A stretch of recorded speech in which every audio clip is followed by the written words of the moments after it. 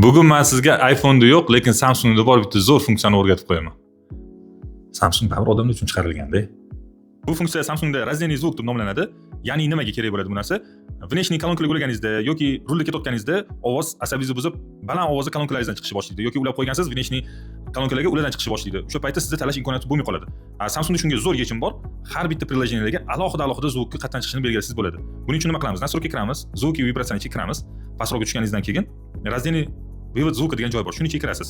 Mana включить сейчас yoqamiz. Buni kirganingizda mana приложениyalarni ko'rsatyapti.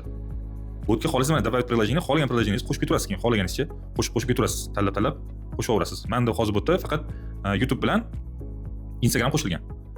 Xo'p, endi men bu yerdan hech qaysini yoqmayman. Birinchi tekshirib ko'rsataman. Mana YouTube'ga kiramiz. Videoni qo'ydim. Hozir bizda внешний kolonkadan chiqyapti zvuk.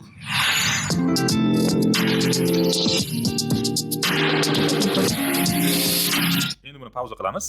Boyagi joyga kirib turib YouTube'ni belgilab qo'ydim. Ya'ni men belgiladim, mana faqat telefon orqali eshitilsin. YouTube'dan chiqayotgan ovoz faqat telefon orqali eshitilsin dedim. Bo'ldi, endi chiqdim. Xuddi shu videoni davom ettiramiz.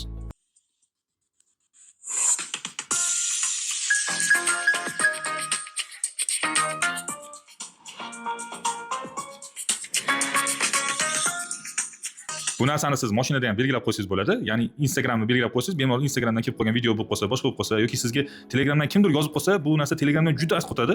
Голосовой kimdir sizga yozadigan bo'lsa, kolonkangizni hammaga eshittirib eshitishingiz shart emas. Faqat o'zingiz eshitishingiz bo'ladi. Shu yoqqa YouTube o'rniga Telegramni qo'shib qo'yasiz. Telefon orqali Telegramni hamma ovozlari faqat telefon orqali chiqadigan bo'ladi. Agar bu narsa sizga kerak emas bo'lsa, o'chirib qo'yasiz. Xohlagan paytingiz yoqqaningizda haligi siz saqlanib qilgan parametrlar har doim turgan bo'ladi. Bu juda ham foydali va juda ham kerakli funksiyalardan bittasi deb o'ylayman. Foydalaning.